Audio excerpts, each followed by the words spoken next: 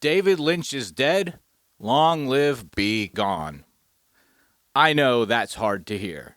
I don't want to hear it myself. I don't want to say it. David Lynch was a devastating loss. He was one of the greatest artists of my lifetime, for sure. Absolutely no one wants David Lynch to be gone, but he is. And I think we should feel some ways comforted that Bi Gan released the film Resurrection the same year that David Lynch died. Because it does feel, perhaps, it's debatable, but it feels like a passing of the torch. Through the air, no less, an Aquarius to a Gemini. David Lynch is an Aquarius, Bi Gan is a Gemini. And when I say Bi Gan, I don't mean be gone. I mean be gone. Be gone.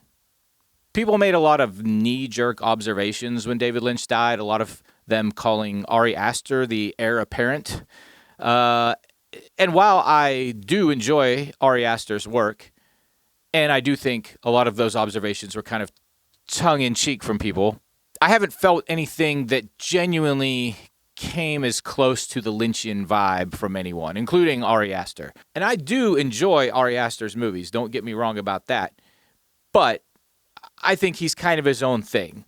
And I haven't felt anything that genuinely came as close to the Lynchian vibe from anyone until Resurrection.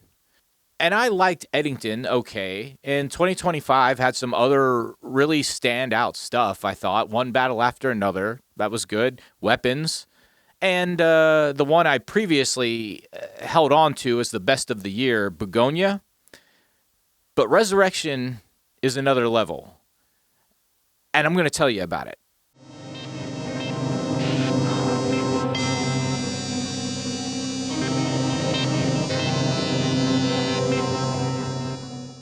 Spoiler alert. I'm going to move through this video like I'm peeling an onion. And I'll give fair warning at each section for those who don't want to know too much, so you can bail if you need to.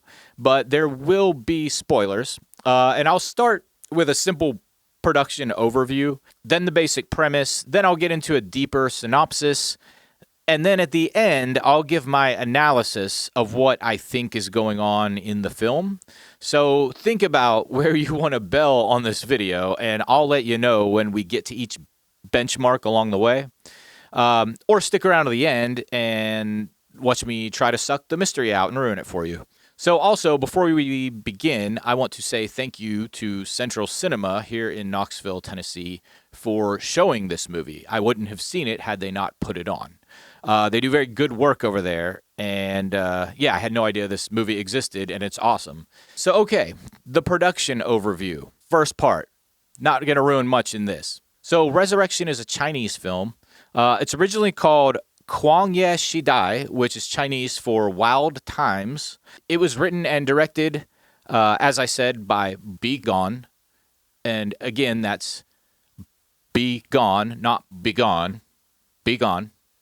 I'll note, again, that he is a Gemini.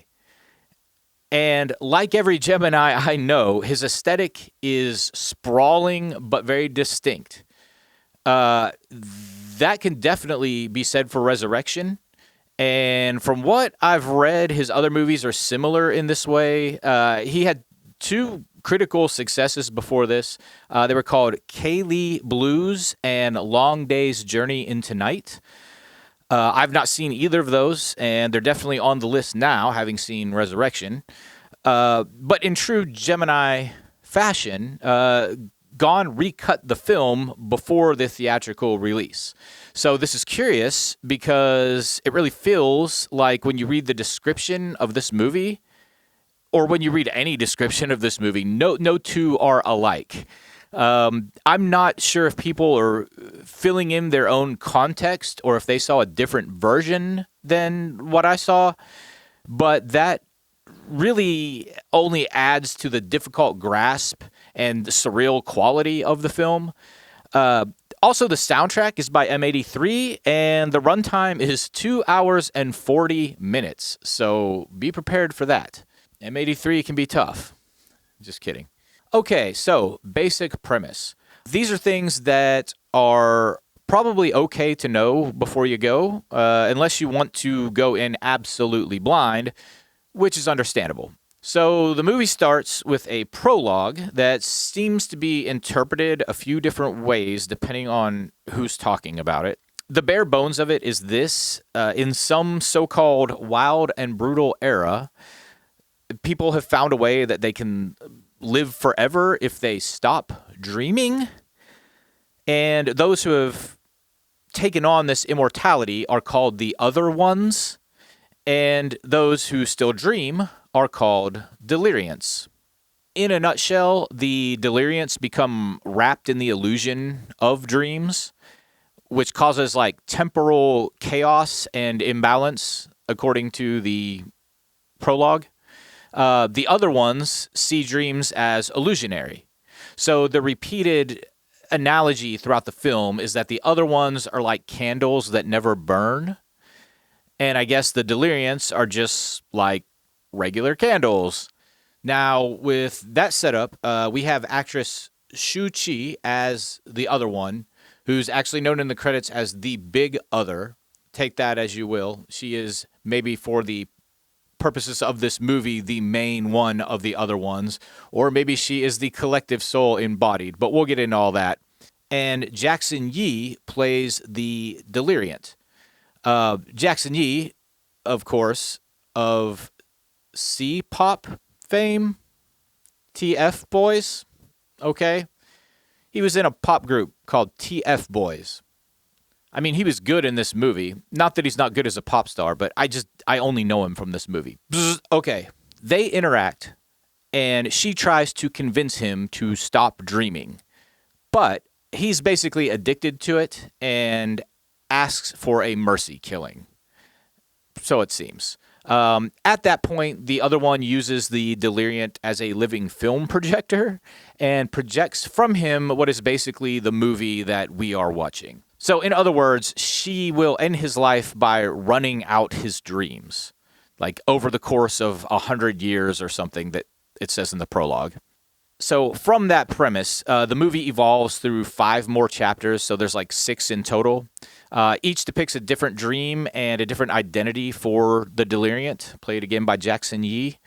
It should be mentioned that these 6 dreams move forward chronologically and represent various like different eras of cinema, which we'll talk about. But each dream also represents one of the 6 senses. That's sight, hearing, smell, taste, touch, and mind. You got that? Now it's time for the deeper synopsis. So now I'm going to talk about the film's events more specifically, including a more nuanced look into each dream that happens, each chapter of the story. So I'll be giving a few more details away here, but withholding analysis until the next section, we'll go really deep. But I'll also withhold major details such as like character deaths and hanging mysteries like the suitcase from chapter 2. Now keep in mind that I could be wrong about some things. I wasn't taking notes. I don't really have a way to see this one again quite yet. But in my understanding, at the beginning of the movie, the other one is tracking the deliriant, I guess, to an opium den, while the scene was essentially being arranged in real time, like hands moving things around in the scene, people looking through the fourth wall, that kind of thing going on. What I don't see are any reviews mentioning that the deliriant approached the other one with a stop-motion cake of spitting flowers. I don't know how else to describe it, something like that, but as a nice gesture. But the other one reacted as though repulsed. Then her reaction sent the deliriant into like a tailspin, which in turn made the other one empathetic to him. That was my understanding of events at that point of the movie, which again, I don't see anybody mentioning in reviews, so I might have that wrong. There was definitely a spitting cake with flowers on it that he offered up the first time we see the deliriant, and it was a shock for the audience as well, so well done there. This section of the film harkens back to silent film, and in particular, there's a lot of German expressionism looking stuff. The deliriant looks very reminiscent of Nosferatu, and this is also the chapter of the film that covers the sense of sight. The next dream is a kind of neo-noir piece set around the 1940s or 1950s or so, where the deliriant takes the form of a guy named Chiao, who is wanted for murdering a guy by stabbing him in the ear with a pen. Chiao's counterpoint in this one is someone referred to as the commander, who's basically tracking Chiao in pursuit of a briefcase, a very mysterious briefcase. This is obviously the chapter on hearing, which makes more sense when you know what's in the briefcase. But I'll save that for the analysis at the end. I'm not going to give that away yet. And that whole thing takes place around like train stations and train tracks. There's a big train theme throughout that one. The dream after that one is the one representing taste, where the deliriant takes the form of a thief named Mongrel, who's basically stuck in a busted up Buddhist temple. He ends up using a broken part of a statue that breaks when he touches it to extract his tooth. And he throws the tooth down. He throws it away from himself. And the supposed spirit of bitterness, which really just kind of seems like a regular older guy, pops up where the tooth is thrown. They are a little contentious with each other at first, but eventually level out. They engage in some kind of esoteric banter about the root of bitterness, the concept of the root of bitterness, and then they take part in a Buddhist ritual together. This chapter feels cinematically akin to Chinese folk fantasy films around the 1960s, 1970s, and I don't mean what Western people usually call martial arts movies, or perhaps worse, kung fu movies. There's much less action in this section than elsewhere in the film. No fighting, no kung fu. But as far as folk fantasy goes, it's there. In the next chapter, the deliriant is a con artist named Jia, who takes on an orphan girl as his partner in his grift. So basically, he teaches her to read cards by smell, and serves as a kind of stand-in father figure for the girl. This is the section that covers the sense of smell, obviously, and it's more or less reminiscent of the like generational buddy dramas that were popular in the like late 70s through the 1980s, maybe even early like 90s. Then we move on to the next chapter where the deliriant appears as a guy named Apollo. And this one specifically takes place on New Year's Eve, 1999. And it emulates like the hip post-Tarantino like action crime films of the era. In this one, you get a good sense of the world falling apart during Y2K as Apollo like wanders around looking for this girl named Tai Jiao Mei that he is smitten with after meeting. This includes a very over-the-top scene juxtaposing karaoke with Apollo's severe ass beating by Tai Jiao Mei's boss, Mr. Lua, and then a very endearing end, which I won't give away until the analysis. I'll give it away in the analysis. But this chapter speaks to the sense of touch by exploring intimacy between Apollo and Tai Jiao Mei, basically. So the final chapter, covering the sense of the mind, is short and sweet. It made me cry. Basically, the deliriant is dead, but appears as Jackson Yee himself, like no costuming. The big other, Shu-Chi's character, now referred to in the cast list as Mother, then dresses him up in his deliriant costume. This includes the mask, gloves. I think she put something on his feet. She's like doing makeup around the eyes, like professional costuming to make him look as we first see him in the film. Then she does a kind of like funeral rite for him, and then she kills him by simply removing him from the film. She ends his time as intended very sweetly. So the final sequence shows a movie theater, and it's filled by a crowd of people who have lights for heads. They're all watching the end title screen of their movie, which is also our movie, the movie, Resurrection. And slowly they disappear as the apparently wax theater melts down around them. And as the wax melts, the theater kind of comes to look like a cave. This seems to point to Plato's allegory of the cave about projecting illusions, which we'll get more into in the analysis. I do want to say the use of this motif is very similar to the end of Beau is Afraid, just to bring it back around to Ari Aster. Different feeling than the end of Beau is Afraid, but that cave allegory and a theater changing into a cave is present in both of these films. Now, I'm going to give you a deep analysis on this movie, and I will definitely be spoiling some of the finer details to make my points. I'll do this in sections to try to keep it all straight. You'll probably only care about this part if you've already seen the movie and just want some perspective on it, but I don't know. Maybe you would rather approach it with this info in advance. Either way, I'm about to pick it apart like fuck. We got to set some ground rules from this movie if we're going to analyze it. The first thing we need to consider is what dreaming is. It seems to me that the idea, as also frequently conveyed by David Lynch in his works, is that dreams, cinema, and life itself are all one intermeshed reality or potential reality. So consider this. The other ones live forever by not dreaming, but the deliriants die through their dreams, through the act of dreaming.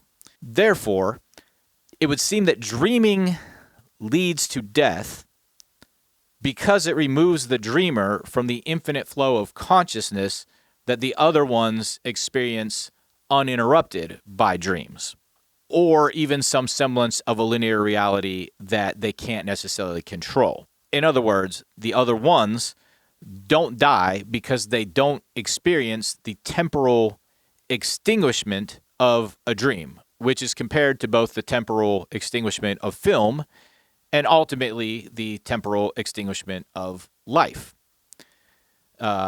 Life itself being a series of dreams. So, in other words, the other ones don't die because death is an illusion of the dream, which they do not have to experience firsthand. Does that make sense? Okay. Diegetic awareness. As within the Lynch universe, and particularly Twin Peaks, diegetic awareness is an important part of resurrection. This is where a character in a story realizes they are in a story, basically. And in this case, it's the other one who realizes she is willingly witnessing the stories or dreams of the deliriant. And the deliriant himself seems to also have some kind of lesser realized idea he's in a dream. His realization is only briefly obvious, though, in one early scene at the beginning of the second chapter where he credits a man for trying to pull him out or something by wrestling on some train tracks to, like, mutually end their life. And so also the dream. Now, I don't fully remember the context of that brief scene on the train tracks, but keep it in mind for later because I think it might be an important clue. Consider, though, that death removes a character from the movie as it removes them from their dream, which is essentially the terminus of the struggles of the dream. So by terminating the dream, as with terminating life itself, the subject then exists forever in an uninterrupted and collective field.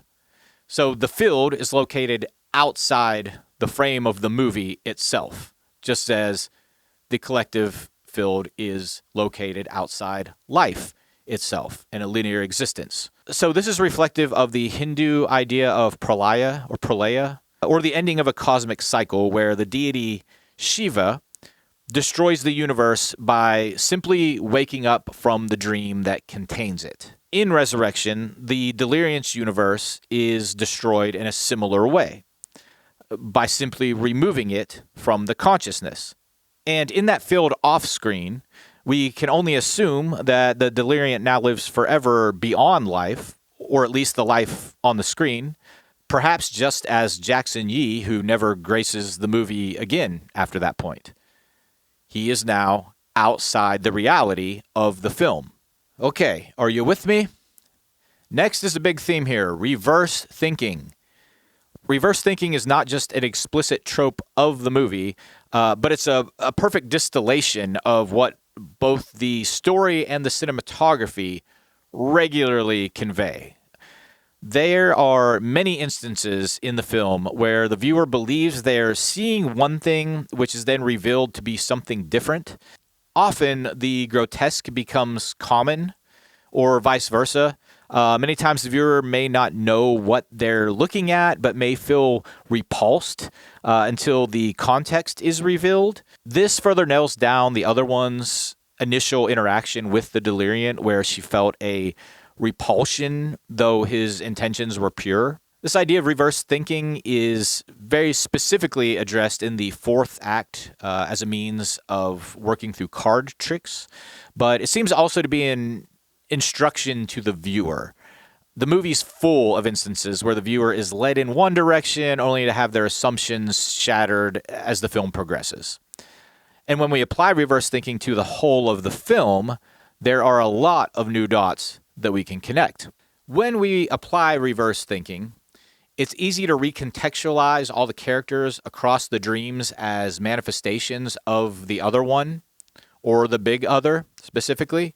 In the early opium den scenes, we're shown that they can be rearranged, and disembodied hands and outside forces can change things on the screen.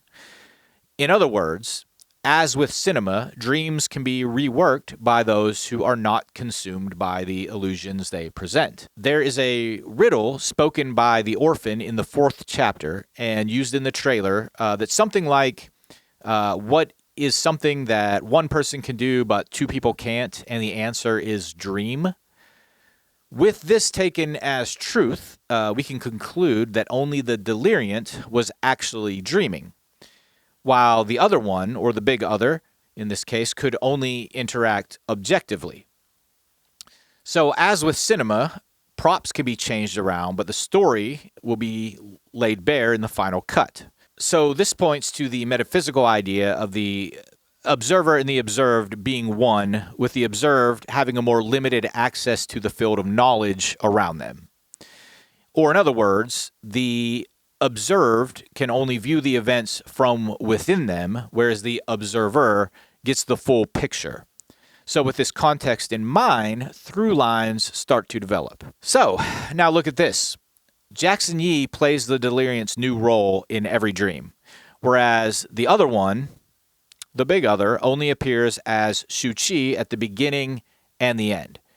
Now, since all the other ones live forever while existing outside of dreams and beyond the cinema, they can be considered infinite beings, right? So, therefore, I believe an interpretation can be made that Jackson Yee is the deliriant and the observer throughout each dream, and everyone else in every dream is a manifestation of the collective other ones, or the observers. Though they're bookended by the visage of Shu Qi, the actual character of the big other, representing all of the other ones, is comprised of all subjects in all dreams that were not the deliriant. And what did these subjects largely attempt to do in every chapter? But to end the dream. To end the dream, the movie, and the life of the deliriant. I believe this observer and observed relationship is actually built into their names. A deliriant is by definition a psychoactive drug that causes delirium. Delirium is a state of disorientation and hallucination, though also sometimes ecstasy, right? So it makes sense that there would be an addictive nature to the deliriant and the whole movie theater opium den thing going on at the beginning. People who are experiencing delirium are lost in the moment and they don't know what's going on, basically. But you know who does know what's going on? The other ones. As in, everyone else. Everyone who is not experiencing delirium, but rather observing the delirious. Using the live music analogy that I love so much, the deliriant, the observed, is the individualized performer on the stage. And the other ones, the observers, are not only watching the show, but also running the lights and sound, taking the tickets, and selling the concessions. If you want to use the more apt cinema analogy that the film covers extensively, the deliriant is the observed performer on the screen, and the other ones are the observers who run the projector, sell the popcorn, watch the movie, but also make the movie too. So let's use that reverse thinking on that and go piece by piece here. Start with the man who tries to hold the deliriant on the train tracks at the beginning of the second dream. He attempts to rationally explain that Jackson Yee's character will not see this as a terminal act. And though I may be misremembering this exactly, I believe that is the first instance we see of the other one attempting to remove the deliriant from his dreams, exiting the dream through death so that eternal life may be reached, as with the other ones.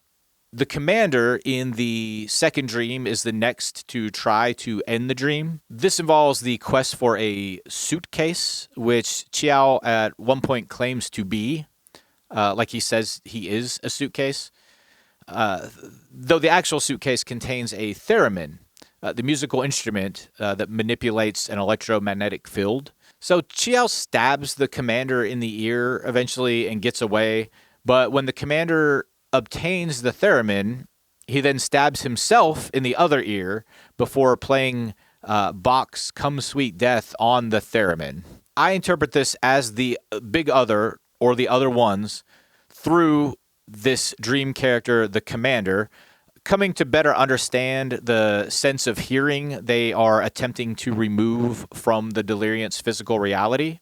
It's basically a moment of guilt, realizing what he's actively trying to take away from the deliriant, and this creates more empathy and understanding of his target. When the commander finally kills Chiao on the train, they both burst into flames, so they're each removed from the dream at that point. If the logic holds up, that means the other one takes a more understanding form in the third chapter as the spirit of bitterness. Again, the assumption that the other ones, as the observers, are all the characters that are not the deliriant. Keep that in mind. So in that third chapter, the deliriant, as the character Mongrel, claims that that spirit of bitterness resembles his father, who he had killed, we learn from the backstory. And his stated reason for killing his father was to spare him the agony of dying from rabies. So here there's an implication that perhaps Mongrel was this rabid dog, and perhaps the memory of killing his father was born of his mutual death with the commander in the previous dream. If Shu Qi, as the big other, is credited as the mother in the final chapter, and she's appearing throughout the deliriant's dreams in different forms, then it could be the case that the deliriant remembers her male form of the commander as his father, and that memory has carried over. In any case, this assumed form of the other one begins frustrated with the deliriant in this chapter, but then uses more thoughtful methods than death to end the dream. Namely, he calls for reflection and meditation. He attempts to lead the deliriant to his core self, not by awakening through death, but by awakening through spirituality. However, in this case, the deliriant's core self manifests as a dog, like his name, while the spirit gains enlightenment, which I will assert informs them on their approach going forward. It's also notable that the spirit is responsible for starting the deliriant on smoking cigarettes. That attribute then follows him through the rest of the dreams, which shows that there's a definite chronology to the events, that when you pick something up in one dream or one life, you carry it over to the next. Okay, so in the fourth chapter, the other one's aggressive male forms, I think, are secondary to the orphan girl who grows close to the deliriant when he is Gia, the character of Gia. Here, the other one seems more conflicted about their relationship with the Deliriant, and the time they have with him as the orphan is warm, it's productive, it's loving. So the other one does not have the power or the will to kill him in that form, at least in that context of that form. And it's in this chapter that the relationship between the Deliriant and the other one, assuming the other one is everyone who's not the Deliriant, evolves into love and care. And it's only when the Deliriant leaves the orphan that he's then killed by other characters. These characters who kill him, however, are more minor in the dream. So to me, that reads that the other one is using these forms for utility to complete their task, after giving it yet another shot on a more human level, as they did with the Spirit of Bitterness. Or rather, a more Deliriant level in this case. So it reads to me as this compartment of the other one, this big other, leaning into an individualization that's brought about by their evolution of feeling for the Deliriant, whether they like it or not, whether that's their intention or not. So here also, there's a certain joke with a certain riddle that the orphan brings up and the Deliriant later answers, or later finds the answer to. I cannot possibly give that one away, even if this is a spoiler section. You have to see the movie for that. But once the answer is revealed, it does act as a bonding agent in the following chapter, where the Deliriant's form of Apollo repeatedly blows raspberries on the skin of the other one's form of Tai Xiaomei. So aspects of the Deliriant's personality carry on between dreams, but again, always chronologically. So then, in the 5th chapter, with Apollo and Tai Xiaomei, the characters are instantly drawn to one another, with Tai being more coy among them. The Deliriant is in the form of Apollo, and is in mad love with Tai Xiaomei and searches the streets for her after she slips away. This is the one that takes place on New Year's 1999. Apollo ends up in a nightclub where he is badly beaten by Tai Xiaomei's boss, or rather the goons of Tai Xiaomei's boss, Mr. Lua. All the while, both Mr. Lua and Tai Xiaomei sing karaoke as the spectacle plays out. So if our analysis holds true, the other one here is both Tai Xiaomei and Mr. Lua, and this scene amounts to a conflict for her. On one hand, she knows the Deliriant must die, but on the other hand, she's developed a deep love for him. And so, as Mr. Lua's thugs pound away on Apollo, Tai does not defend him, and she just continues to sing karaoke as the action plays out. In the end, though, the other one's love, I guess you'd call it, overrides the dream, and Mr. Lua allows them to leave together. So obviously in love, the two flee to a boat, which they take out on the water at sunrise.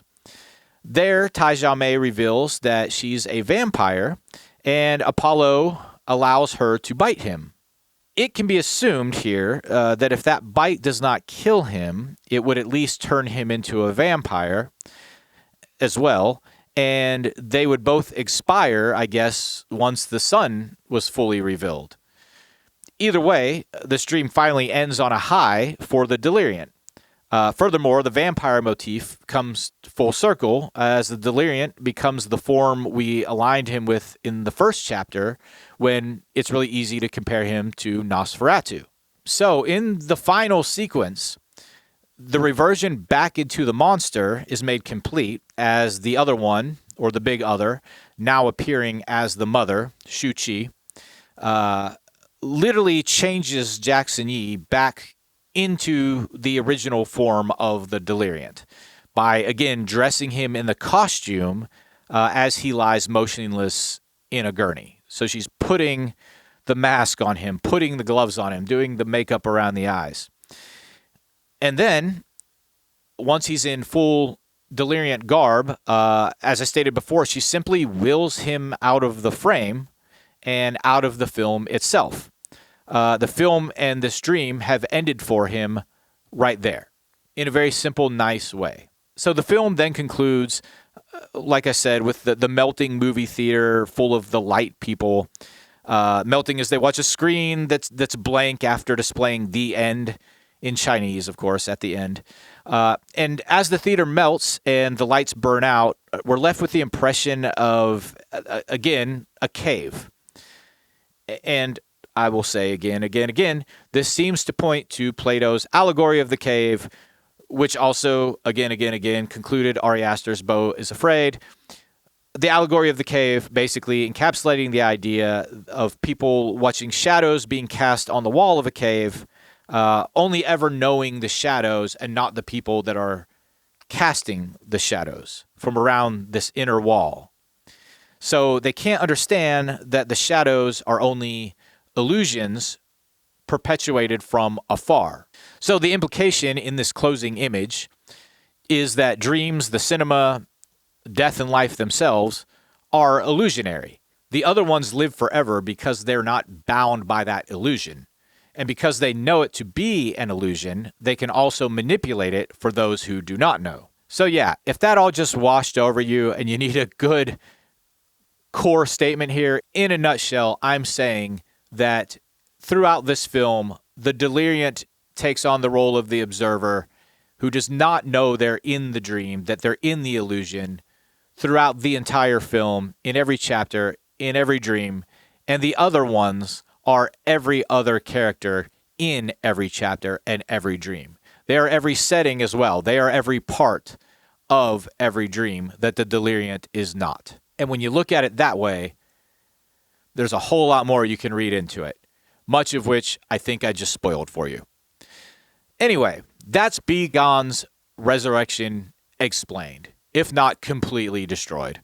But hey, if you've seen it and you would like to comment on my analysis, I would love to hear some other takes. I would love to hear some connections that other people might have made, because there is so much depth to this movie. And if you're into esoteric leanings, as I am, you really should go see this while it's in theaters. It's made for theaters. It's contextually made for theaters. I've never seen a film that feels so much like an actual dream while staying absolutely gripping in every frame. Nothing is wasted in this film. Though it is 2 hours and 40 minutes long, I will repeat. But don't let it deter you. It's fantastic. That's the end of this video. Like and subscribe.